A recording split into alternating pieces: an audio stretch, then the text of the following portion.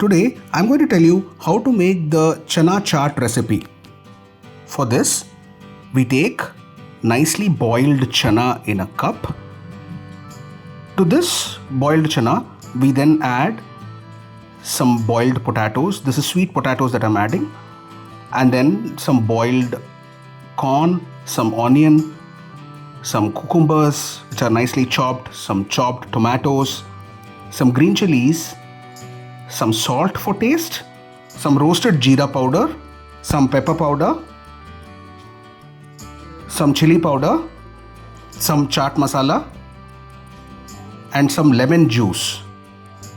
Now I nicely mix this, and then to this I add some olive oil to bind this and mix it thoroughly. To this I also add some coriander leaves. And now the chana chaat is ready to be had with some nice save topping on it.